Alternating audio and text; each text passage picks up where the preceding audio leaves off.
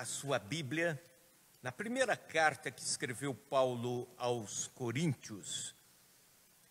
No penúltimo capítulo, capítulo 15, 1 Coríntios capítulo 15, apenas um versículo, o versículo 58. 1 Coríntios capítulo 15, versículo 58. E eu quero meditar de uma forma simples e rápida com você, mas chamando-nos a atenção para um texto da palavra de Deus que é desafiador. Alguns chegam a dizer que o versículo 58 seria um capítulo separado, de que o capítulo 15, falando sobre a ressurreição, acabaria no versículo 57, e o versículo 58 seria o capítulo 16, e a seguir teríamos o último capítulo, que seria o 17. Então, vamos lá, o versículo 58. Repita aí comigo em alto e bom som.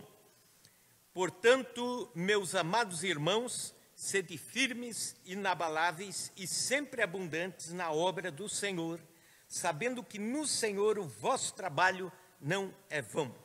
Vamos repetir juntos? Vamos lá? Portanto, meus amados irmãos, sede firmes, inabaláveis e sempre abundantes na obra do Senhor, sabendo que no Senhor o vosso trabalho não é vão. Pois bem, uma mulher ligou para o seu marido. O marido estava trabalhando, estava no seu escritório, de repente toca o celular, ela liga e diz: querido esposo, eu tenho duas notícias para lhe dar, uma boa, uma ruim, qual você quer ouvir primeiro? E ele disse: bom, então traz a notícia ruim primeiro, depois a gente amortece o impacto com a boa. E ela disse: a notícia má, a notícia ruim, é que você esqueceu a chave do seu carro novo aqui em casa e eu peguei o seu carro novo para ir ao shopping. Ah, sim, não é uma má notícia, tão má assim. Então, mas qual é a boa notícia? A boa notícia é que o airbag do seu carro está funcionando muito bem. Então, existe uma lógica assim nas epístolas de Paulo. Ele sempre dá algumas advertências e depois boas notícias. Ou na maioria das vezes, sempre ele traz as boas notícias do Evangelho e das doutrinas bíblicas e depois alguns puxões de orelha na comunidade cristã primitiva. Pois bem, aqui ele está concluindo um assunto importante sobre a ressurreição. Quem sabe o conjunto de versículos mais completo e mais explicativo na Bíblia a respeito da ressurreição. Tanto a ressurreição de Cristo como a dele prefigurando a ressurreição última de todos nós. E aí termina esse ensinamento precioso. Ele traz aqui 3 orientações e uma boa notícia. 3 orientações que são importantes para a nossa vida, inclusive para os dias de hoje, e uma boa notícia, que também é importante para a nossa vida cristã e principalmente para os dias de hoje. A primeira orientação é: seja firme, né? No grego, a palavra que aparece aqui é aquilo que não pode ser removido, aquilo que está tão fortemente instalado que não pode ser removido. Seja firme. O texto começa dizendo: portanto, meus amados irmãos, sede firmes. Muitos vieram a Cristo um dia e já não estão mais em Cristo. Muitos vieram para a fé cristã, mas as estacas na fé cristã não eram tão profundas assim e acabaram sendo removidos do lugar, removidos da sua fé, removidos da caminhada cristã. não entenderam a importância do Evangelho na sua totalidade, na sua vida. Tornaram-se cristãos vulneráveis, instáveis, fracos, que qualquer ação do inimigo os tira da fé, da caminhada com Deus. É como aquela semente que Jesus mesmo diz que foi para a beira do caminho, foi lançada à beira do caminho, ou então aquela outra que foi para os espinheiros, não conseguiu se embrionar, não conseguiu nascer, não conseguiu frutificar. Quando as tempestades sobrevêm, aquele que não está firme cai, despenca. Os ventos de doutrina facilmente o levam, as tribulações da vida facilmente o abatem. Nós precisamos ser firmes, firmes. Há uma previsão de um estudioso do movimento das igrejas, a gente chama isso de eclesiologia, e ele diz o seguinte, que após este isolamento social, após esta pandemia, segundo a sua previsão, muitos cristãos vão sumir das igrejas. Quando voltar os cultos presenciais, já serão os ausentes, que já terão desaparecido. Ele diz também que há um outro grupo que volta e vai voltar como estava antes. São aqueles que vêm, assistem, voltam para casa, alimentam-se espiritualmente com aquilo que lhes convém, e aí a vida continua, é só o vir, assistir e voltar, né? Sem ter uma reação cristã durante a semana, sem ter algo que demonstre frutos do seu cristianismo. E tem outros, diz ele, que voltarão renovados, avivados, e esses farão a diferença. Esses serão aqueles que terão passado por um período difícil da igreja, um período em que o mundo balançou, mas vão contar a história para os seus filhos, para os seus netos, que, apesar de lutas e provações, continuaram firmes na fé. Eu quero que você esteja nesse terceiro grupo. Eu quero que você seja parte desse terceiro grupo, que vem transformado por Jesus, vem com sede de cultuar, com sede de ler a palavra, com sede de desfrutar do Evangelho. Alguns dias atrás, alguém disse, eu poderia ter feito muito mais, se eu soubesse que, de repente, estaria a igreja e as igrejas, a igreja de Cristo, desta forma, nessa reconfiguração, eu teria desfrutado muito mais a participação dos cultos, nos ministérios, eu teria feito muito mais por Jesus.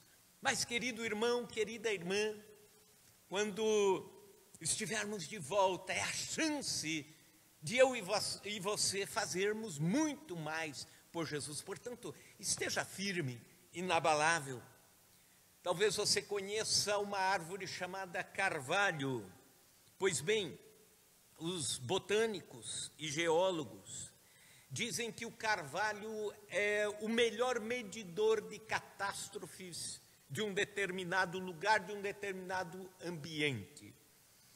Quando eles olham para os lugares onde existem carvalhos que nasceram, pela formação do carvalho, da árvore, do caule, eles chegam à conclusão se aquela região passou por catástrofes ambientais, passou por tempestades. Quando as árvores estão muito retas, esteticamente boas, é que aquele lugar não passou por catástrofes. Mas quando os carvalhos estão envelhecidos de forma retorcida, torta, feia, esteticamente feios, eles dizem, esse lugar aqui passou por catástrofes há décadas atrás, quem sabe séculos, e estão aqui as provas, essas árvores que resistiram. E dizem que a cada tempestade ou a cada catástrofe, a cada tufão, a cada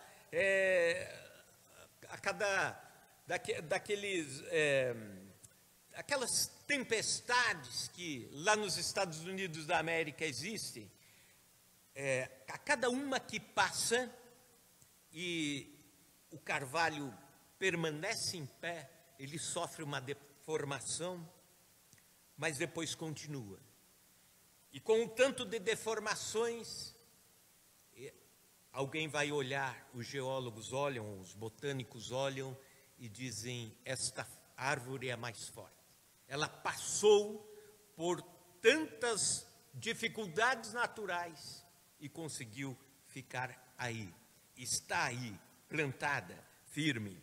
Deus nos colocou como carvalhos de justiça, é o que diz o profeta Isaías. Eu e você somos chamados para sermos juntos essas árvores firmes em meio a tempos difíceis.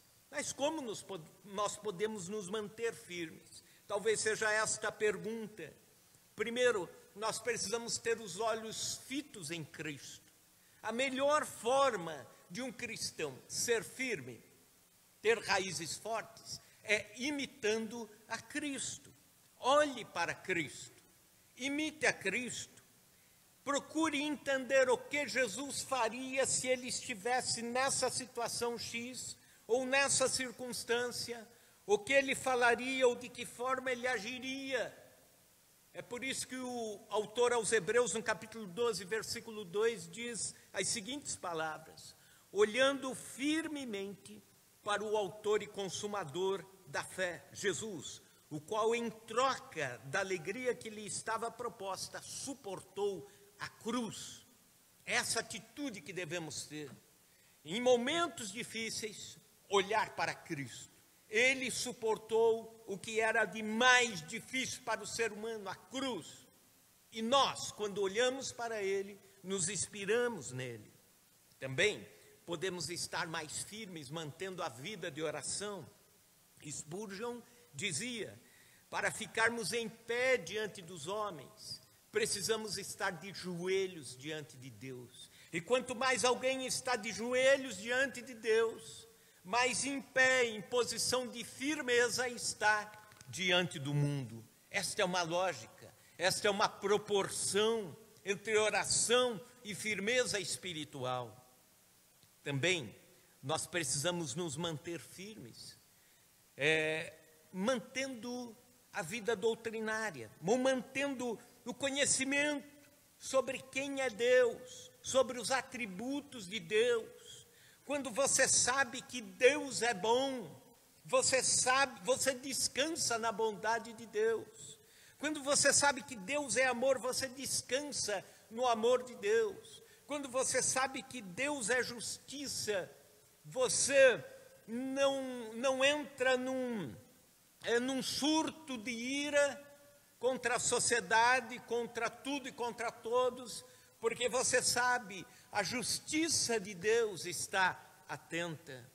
Quando você conhece a doutrina do pecado, você sabe o quão pecador nós éramos, o quão distante estávamos de Deus, mortos para Deus, cegos para as coisas espirituais. Quando você conhece a doutrina da salvação, você descansa e diz: ufa, Ele me alcançou, Ele me redimiu, Ele pagou o preço. Quando você conhece a doutrina da predestinação, a doutrina da perseverança dos santos, você descansa nisso. Você sabe, Deus está me mantendo, Deus está cuidando, a cada passo da minha vida, Ele está me guardando. A visão determina a ação. Isso é o que dizem os que têm os oradores dos discursos de motivação. Mas eu quero fazer uma paráfrase trazendo isso para a vida espiritual e para a vida cristã. Uma visão correta de Deus determina qual ação nós vamos ter na vida, determina as nossas ações e reações diante da vida. Quando conhecemos Deus, quando conhecemos as principais doutrinas do Evangelho, quando conhecemos sobre a justificação, nós descansamos sabendo que o Senhor não nos deixa viver com o temor ou com o medo, porque nele nós estamos sendo cuidados. Deus nos vê como vê a Cristo.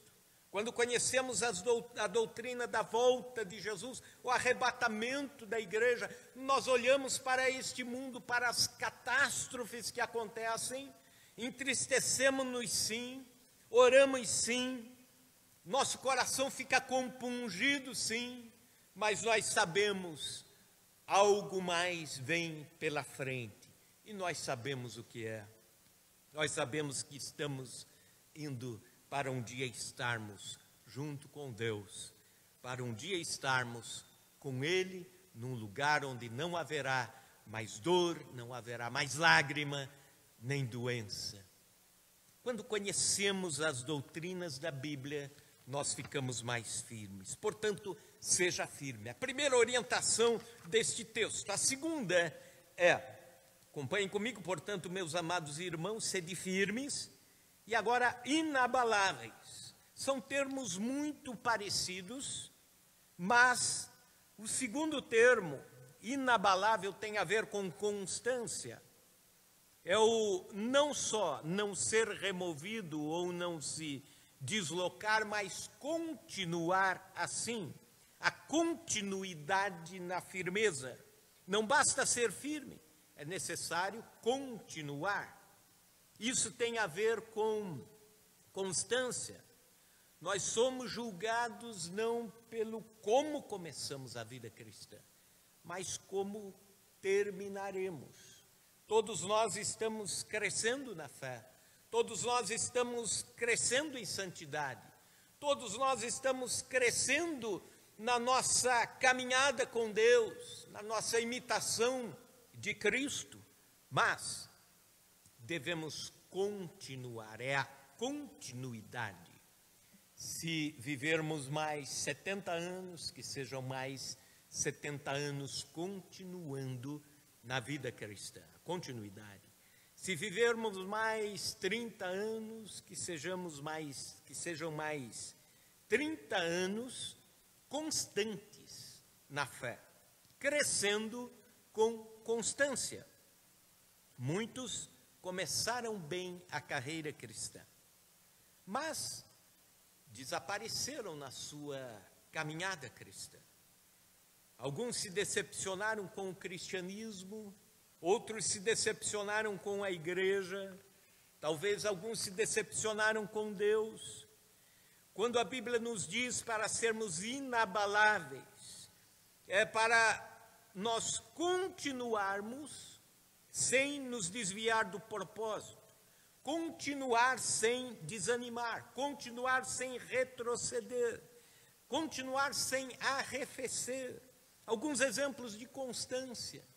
Deus deu uma mensagem a Noé, que viria o dilúvio, e Noé pregou esta mensagem, a mesma mensagem, 120 anos. E só se converteram, só creram na sua mensagem 8 pessoas, que eram, por sinal, seus parentes. E ele, mesmo assim, não desanimou da sua missão. Abraão recebeu uma palavra de Deus quando tinha 75 anos de idade, de que ele seria pai de uma nação, e a sua esposa era estéril, não poderia ter filhos. E depois, já 25 anos depois, é que esta palavra se cumpre, e ele vive então a sua parte da sua terceira idade, confiando na palavra de Deus. Uma das razões por que foi chamado de pai na fé, pai da fé. Jacó, da mesma forma, passa uma noite inteira lutando com o anjo, porque sabia que se desistisse, perderia a chance de ter a sua identidade transformada, a sua bênção. não viria. A bênção, quando se diz aqui, é da sua identidade. A mudança de Jacó, de usurpador, para Israel, príncipe de Deus. Isso é constância.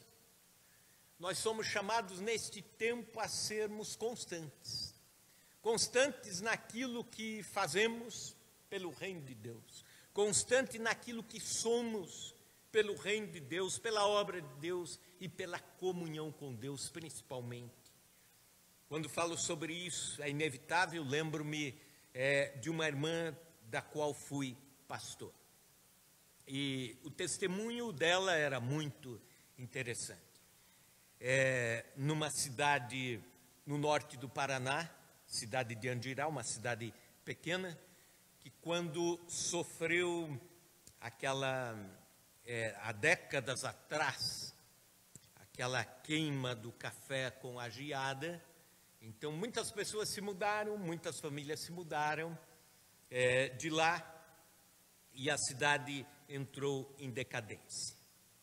A igreja não era muito grande, mas as pessoas foram mudando, e sobrou na igreja, ficou como único membro da igreja que permanecia a irmã Adair e a sua filha Claudinha.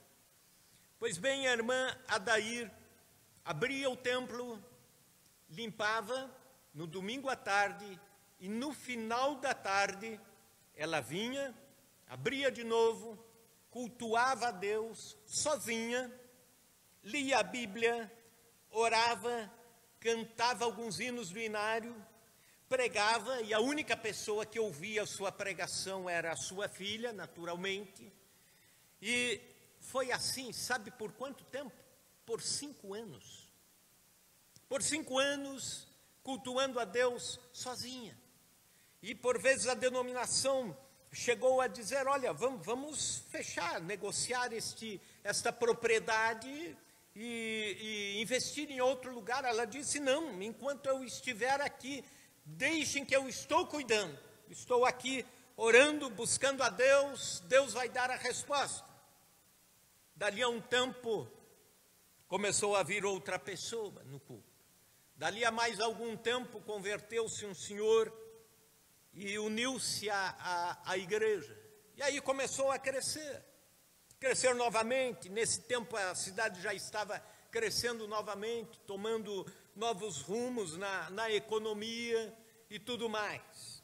Resultado, esta igreja não só é uma igreja grande, expressiva, para o tamanho da cidade, na proporção, como também já abriu outras tantas igrejas que foram congregações, e tudo porque uma senhora foi constante. Eu e você somos chamados para sermos constantes, para sermos inabaláveis. Dizem que há homens que lutam um dia, são chamados de bons. Há outros que lutam 1 ano, são os melhores. Há outros, aqueles que lutam muitos anos, esses são chamados de muito bons. Porém, há aqueles que lutam por toda a vida, esses são imprescindíveis. E nós somos chamados para sermos, no reino de Deus, imprescindíveis. Eu tomo a liberdade para parafrasear esse ditado, dizendo que aqueles que lutam no reino de Deus um dia são bons, 1 ano são melhores, mais anos são muito bons, mas aqueles que lutam uma vida inteira são coroados por Deus, são tidos como heróis da fé, como foram aqueles de Hebreus capítulo 11, que não desistiram, os constantes. Terceira orientação, seja abundante na obra de Deus. Portanto, meus amados irmãos, sede firmes, inabaláveis. E agora, terceira orientação, e sempre abundantes na obra do Senhor. Sempre abundantes. Por que Paulo está escrevendo isso a estes cristãos? Por uma razão muito clara, que os crentes da igreja de Corinto gastaram suas energias lutando por disputas secundárias na vida da igreja, por disputas de espaço ou de poder na vida da igreja, ou então por doutrinas ou ensinamentos secundários que tomaram o lugar daquilo que teria que ser prioritário. Há um risco do cristianismo de hoje em gastarmos as nossas energias em discussões secundárias, periféricas, e precisamos restaurar aquilo que é prioritário no reino de Deus. Se há alguma coisa que precisamos ser abundantes, é na comunhão com Deus, precisamos ser abundantes no trabalho de Deus. O trabalho que aparece aqui, o trabalho de Deus, a obra de Deus, é o que chamamos de kopos. É o trabalho com a força máxima, com a concentração máxima, com a atenção máxima. Há um termo que está sendo muito usado nessa década, é o foco. Até tem um livro lançado por Daniel Goleman, que ele defende a seguinte ideia, de que o que faz o sucesso não é apenas a capacitação e o treinamento, mas o foco. A forma com que você coloca atenção, inspiração e energia naquilo que você faz. A forma com que você pensa aquilo que está fazendo. A paixão com que você tem com aquilo que está fazendo. E é isso que Paulo está falando. Para que nós sejamos assim com a obra de Deus, abundantes. Porque aí não seremos, não teremos resultados parcos, escassos. Os resultados abençoados vêm, abundantes vêm, quando colocamos o coração naquilo que fazemos. Quando fazemos com intensidade. Quem canta, adore com intensidade, com alegria. Quem evangeliza, que o faça com intensidade, não perca as oportunidades, se alegre com os frutos. Outros têm outros dons relacionados à educação, então se prepare com esmero para fazer o melhor para Deus. Outros têm dons na área de liderança, então que façam o melhor para Deus e façam muito bem feito e com muito foco de inspiração, de ânimo, de atenção naquilo que faz. Outros têm o dom de servir, a diaconia, não só os diáconos institucionalizados pela igreja, mas eleitos, mas também aqueles que de coração estão servindo, estendendo a mão, acudindo, socorrendo. Isso é ministério, que o façam no reino de Deus de forma abundante, de forma abundante. Aquilo que você faz, faça com paixão, faça com empenho, faça com abundância. E aí, depois destas 3 orientações, o apóstolo Paulo traz uma boa notícia. As 3 orientações, não esqueça: seja firme, segundo, seja constante, terceiro, seja abundante. Firme, constante e abundante. E aí, qual é a boa notícia? Está na última parte do versículo: sabendo que no Senhor o vosso trabalho não é vão. Repita comigo: no Senhor o vosso trabalho não é vão. Eu não escutei. Naturalmente. Sabendo que no Senhor o vosso trabalho não é vão. Quando você é firme, constante e abundante, existe uma recompensa para isso.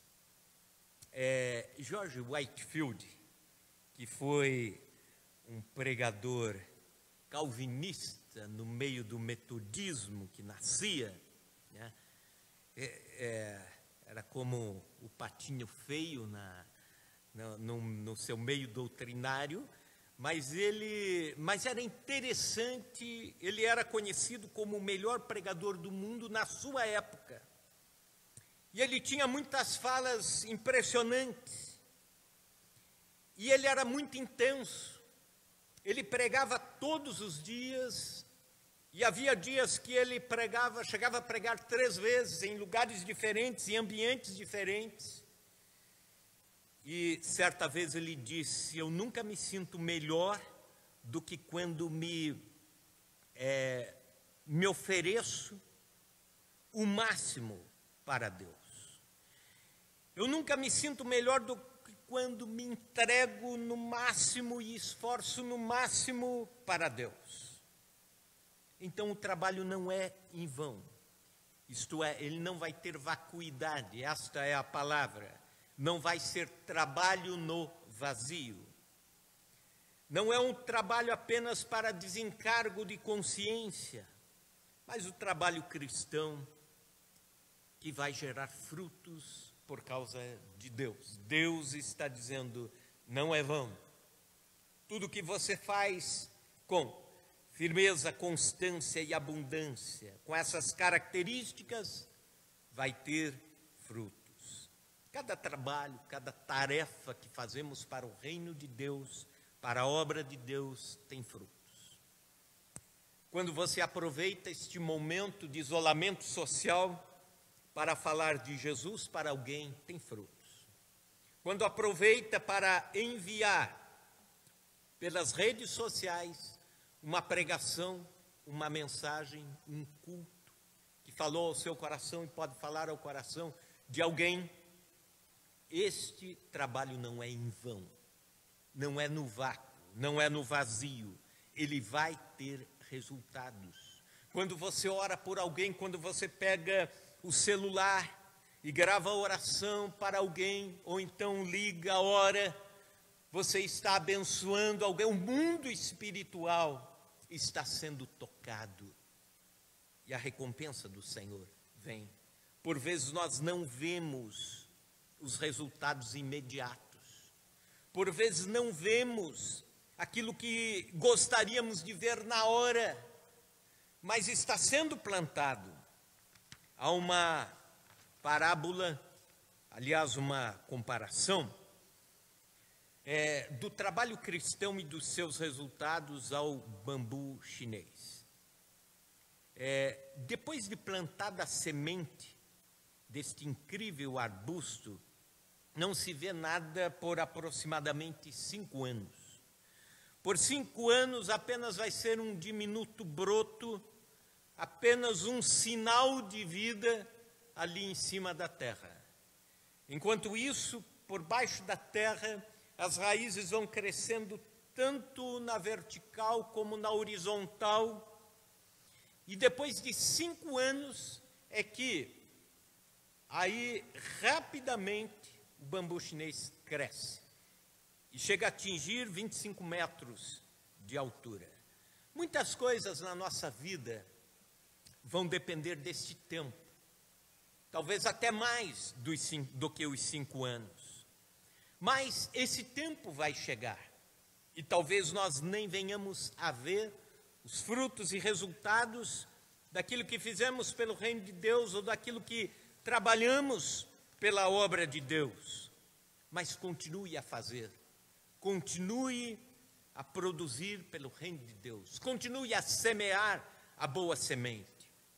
Eu recebi uma mensagem alguns dias atrás e guardei esta mensagem porque ela falou muito ao meu coração. Sobre um pastor que morava num vilarejo, chegou para a igreja animado para o culto, iria pregar, preparou com esmero a pregação, orou naquele dia, e quando chegou para pregar, abriu a igreja, abriu o templo, as pessoas não vieram. Os irmãos que iriam ajudar na liturgia não vieram, os irmãos que iriam cantar no louvor não vieram. veio apenas algumas pessoas. Ele escreve: esse foi um dia triste da minha vida. E aí chegou apenas algumas pouquíssimas pessoas ali. Chegou um homem sujo, uma corda na mão, ficou, assistiu uma parte do culto, foi embora. Chegou um casal, assentou-se lá no último banco, assistiu uma parte do culto, e a hora que tudo terminou, apenas cumprimentaram o pastor rapidinho, foram embora. Um menino também assistiu o culto, estava por ali, ficou brincando enquanto o culto decorria, mas o pastor pregou fielmente a mensagem, a pregação. Quando estava indo embora, ainda por azar, né, para terminar o seu desgosto, ele foi assaltado. E lhe roubaram tudo, inclusive sua aliança, sua carteira e tal. O tempo passou. Dali a alguns anos ele estava pregando num determinado lugar, levando a palavra de Deus a uma determinada comunidade que tinha alguma ligação com aquele vilarejo. E já tinham se passado 5 anos. E ele estava pregando e testemunhou sobre o que foi um dia ruim na sua vida. Quando terminou aquele culto, ele contou sobre aquele culto e disse: além de ser um dia sem frutos, uma pregação sem frutos, eu ainda fui assaltado. E aí alguém disse a ele, quando ele estava terminando a pregação, eles disseram, um casal que estava lá, estava com os filhos, e aquele homem levantou a mão e disse: pastor, nesse dia eu estava lá. Nós éramos aquele casal que estávamos lá e assistimos o culto e fomos embora rápido. A gente estava quase se separando. E a sua palavra, a sua pregação naquele dia tocou o nosso coração, restaurou o nosso lar. Hoje servimos a Deus, estamos aqui, temos nossos filhos que também estão sendo educados nos caminhos do Senhor.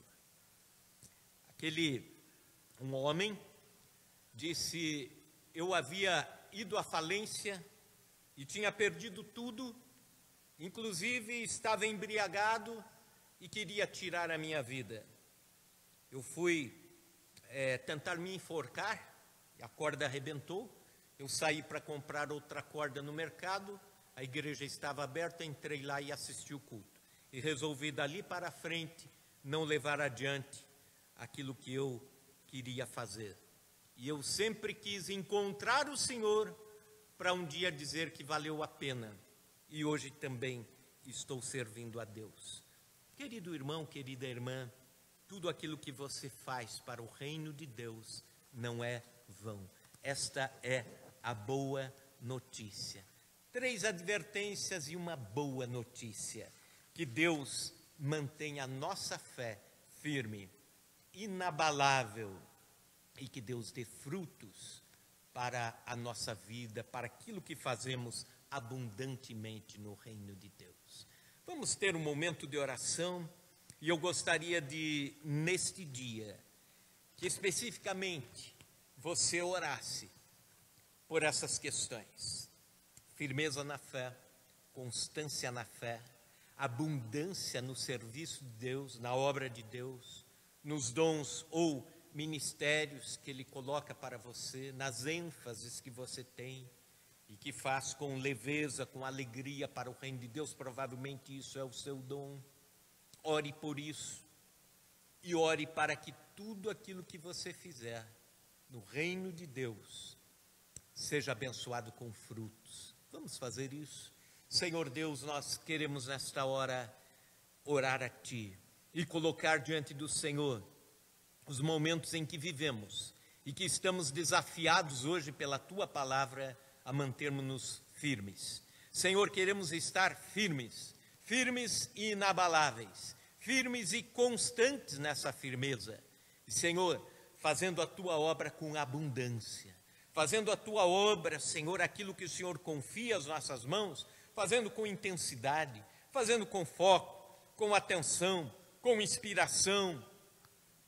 Senhor, ajuda-nos a fazer aquilo que está sob as nossas responsabilidades da melhor forma possível para o teu reino. Senhor, que este tempo que vivemos não mude a intensidade, não mude a alegria, não mude o ânimo do nosso coração de servir a Ti, de amar a Tua palavra e nos envolver na Tua obra, no Teu reino, no Teu trabalho. E talvez um envolver-se no Teu trabalho de forma diferente, de forma que este tempo nos permita, quem sabe orando por pessoas, telefonando, mantendo contatos, enviando mensagens. Senhor, ajuda-nos a isso. Senhor, nós colocamos nossas vidas no Teu altar, para que o Senhor nos use. Senhor, e também, de uma forma especial, abençoa com frutos. Abençoa com frutos o trabalho de irmãos e de irmãs. Abençoa com frutos a oração, os contatos, aquilo que é feito para a honra e glória do Teu nome. Aquilo que é feito para consolar pessoas, dá frutos, Senhor. Aquilo que é feito para abençoar pessoas, dá frutos, ó Deus. Nós oramos em nome de Jesus. Amém e amém. Que Deus nos abençoe.